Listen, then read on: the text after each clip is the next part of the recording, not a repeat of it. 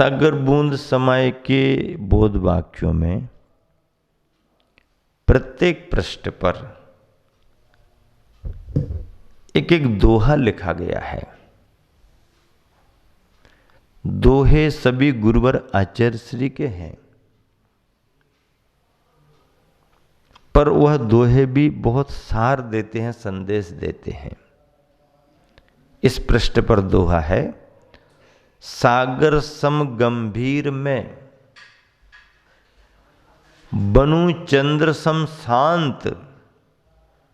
सागर सम गंभीर में बनूं चंद्र सम शांत, गगन तुल्य स्वाश्रित रहूं। गगन तुल्य स्वाश्रित रहूं, हरूं दीप सम ध्वांत। हरूं दीप सम ध्वांत। सागर सम गंभीर में बनूं, मैं कैसा बनूं? सागर के समान गंभीर बनूं। नदी नालों में वो गंभीरता नहीं आती। कुआ बावड़ी को गंभीर नहीं कहा गया। गंभीर किसे कहा गया? समुद्र को गंभीर कहा गया। नदी नालों को गंभीर क्यों नहीं कहा गया? जरा भी इनमें पानी बढ़े तो ओवरफ्लो करने लगते, बाहर फैलने लगते हैं, दूसरों को बाधा डालने लगते हैं। समुद्र ऐसा नहीं। कितनी भी नदियों का पानी समुद्र में चला जाए, कितना भी जल समुद्र में चला जाए, समुद्र में जल बराबर समाहित रहता है, सारा जल समा जाता है। इसलिए सागर समुद्र को गंभीर कहा है। गंभीर। सागर सम गंभीर में बनूं चंद्र सम शांत। चंद्रमा के समान कैसा बनूं? शांत। शांत। चंद्रमा शांत है, धवल है, उज्जवल है, सौम्य है, शांत है। ऐसा चंद्रमा के समान शांत बनूं। गगन तुल्य स्वाश्रित रहूं। स्वाश्रित किसके समान? गगन आकाश के समान। आकाश के समान स्वाश्रित रहूं। हरूं दीप सम ध्वांत। ध्वांत यानी अंधेरा। हरूं, अंधेरा को हरूं कैसे बन करके? दीप सम, दिया बन करके, दिया के समान बनकर अंधकार को हरूं। सागर के समान गंभीर बनूं, चंद्रमा के समान शांत बनूं, गगन के समान स्वाश्रित। आकाश स्वप्रतिष्ठित स्वाश्रित है, तो ऐसे गगन के तुल्य स्वाश्रित रहूं और हरूं दीपक के समान अंधकार को हरने वाला बनूं। बोध वाक्य यहां पर रखा जा रहा है। सेवा वैयावृत्ति करना निश्चित ही उपकार है। सेवा वैयावृत्ति करना निश्चित ही उपकार है, किंतु किसी को अपनी तरफ से परेशानी में नहीं डालना भी उपकार है।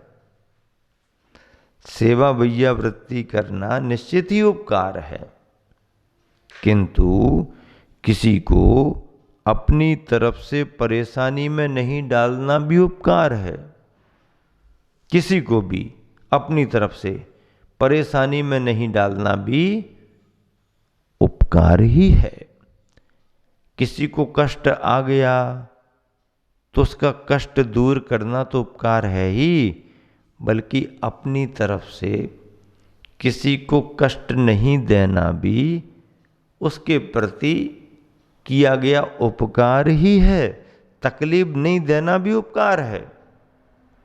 ऐसा नहीं कि सेवा करना ही उपकार है, नहीं, दूसरे को तकलीफ ना देना भी उपकार माना गया है। नहीं नहीं, हम तो सेवा करना चाहते हैं, अब इन्हें कोई ज़रूरत नहीं है तो पहले इनको कोई तकलीफ दो, पहले कुछ तकलीफ दो, कष्ट दो, फिर जब कष्ट उनको मिलेगा तब हम दूर करेंगे। नहीं, किसी को कष्ट में डाल करके फिर दूर करना इसका नाम उपकार नहीं है। कष्ट आ गया है तो उसे दूर करेंगे,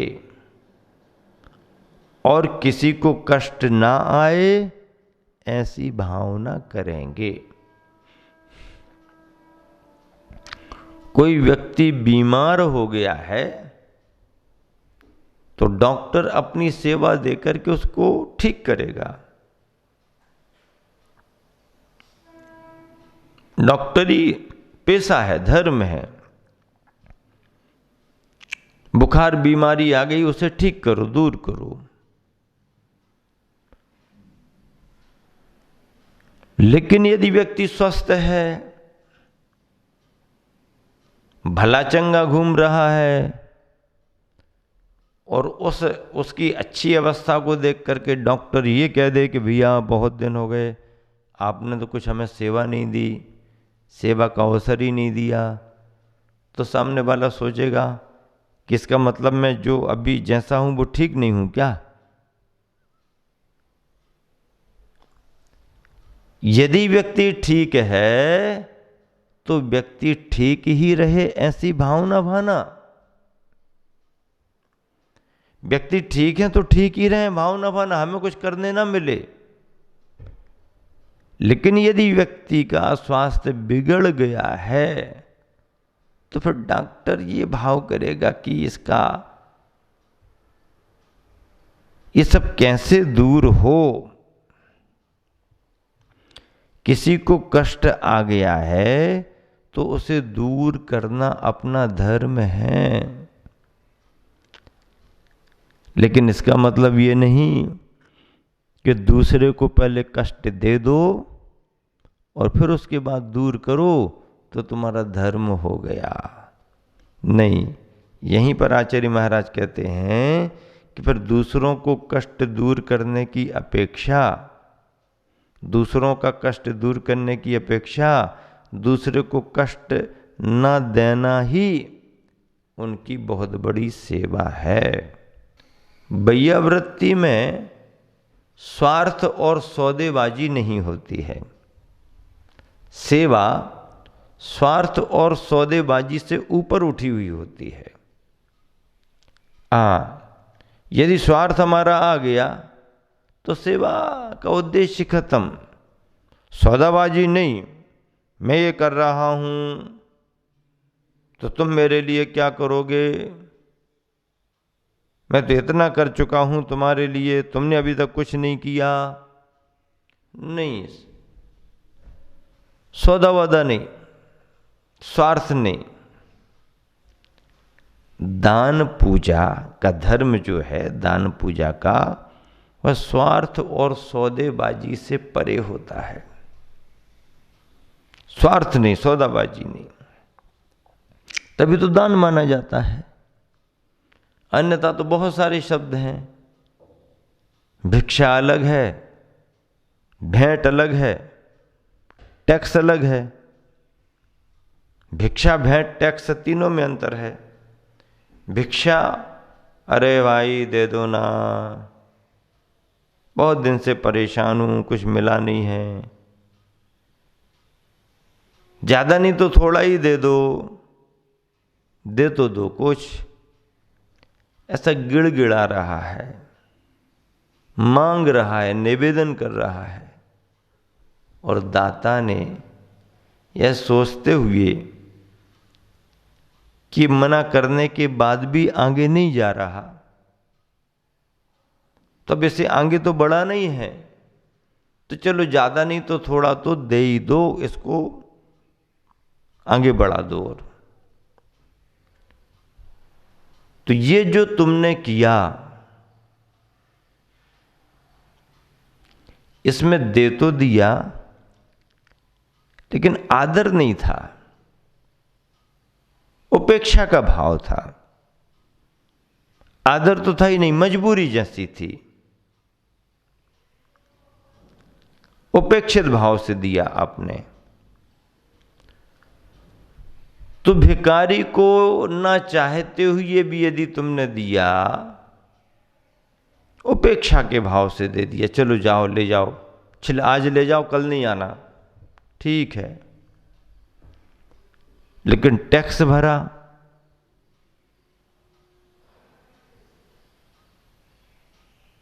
या भेंट दी, इसमें अलग अलग बात है। टैक्स यदि आप भरेंगे तो टैक्स में उपेक्षा तो नहीं है, आपको इंटरेस्ट दिखाना पड़ेगा, देना पड़ेगा, लेकिन मजबूरी है। तुम्हारी इच्छा हो या ना हो, आपको समय पर टैक्स जमा करना पड़ेगा, इसका नाम मजबूरी है। भेंट, भेंट तो बड़ों को दी जाती है, और इसलिए भी भेंट बड़ों को दी जाती है कि बड़ों को भेंट देंगे, वो खुश होंगे, हमारा काम बन जाएगा। भिक्षा में अनादर है,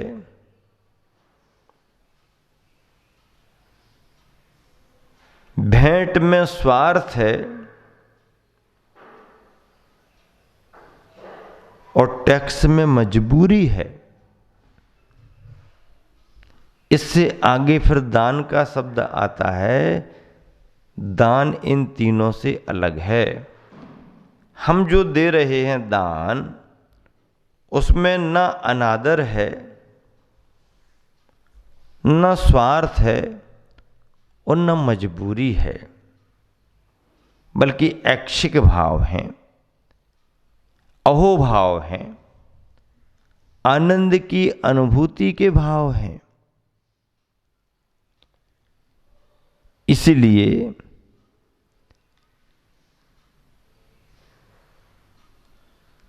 दान,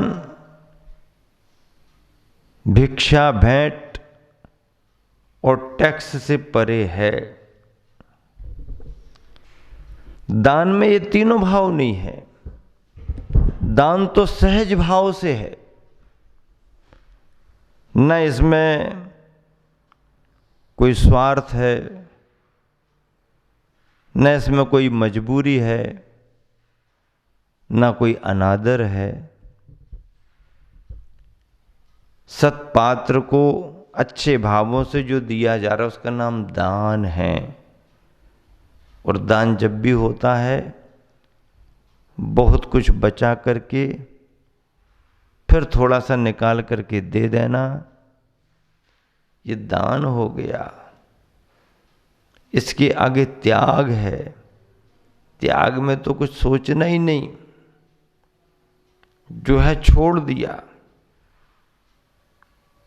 ज्यादा है कम है इससे कोई मतलब नहीं, छोड़ दिया नहीं छोड़ दिया। ऐसे प्रति उपकार की इच्छा से किया गया उपकार वास्तविक उपकार नहीं।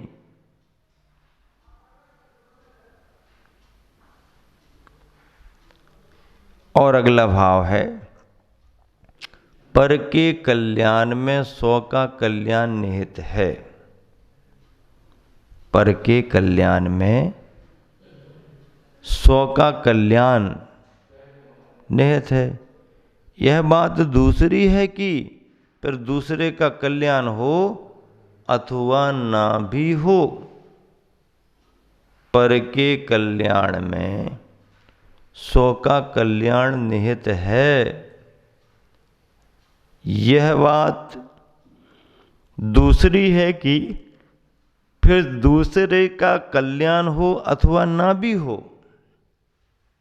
हाँ, दूसरे के कल्याण में हम सहयोगी बने तो अपना कल्याण तो सुनिश्चित हो गया। अब ये बात अलग है। क्या अलग है? ये बात अलग है कि फिर दूसरे का कल्याण हो अथवा ना भी हो। अगला बोध वाक्य, परोपकार की वेदी पर चढ़ाया गया फल कभी निष्फल नहीं जाता। परोपकार की वेदी पर चढ़ाया गया फल कभी निष्फल नहीं जाता। हाँ, क्योंकि वेदी परोपकार की है और परोपकार की वेदी पर यदि हमने फल चढ़ाया तो वह कभी निष्फल नहीं जाने वाला। अगला बोध वाक्य, कर्तव्य में आनंद मनाने वाला व्यक्ति, कर्तव्य पालन में, कर्तव्य में आनंद मनाने वाला व्यक्ति एक कर्तव्य को पूर्ण कर दूसरे कर्तव्य की खोज में तत्पर रहता है। एक कर्तव्य को पूर्ण कर दूसरे कर्तव्य की खोज में तत्पर रहता है। हाँ, एक कर्तव्य पूरा हुआ नहीं कि दूसरा कर्तव्य तुरंत, दूसरा कर्तव्य, एक काम पूरा दूसरा, एक काम पूरा दूसरा। बहुत बढ़िया। कर्तव्य में आनंद मनाने वाला व्यक्ति एक कर्तव्य को पूर्ण कर दूसरे कर्तव्य की खोज में तत्पर रहता है।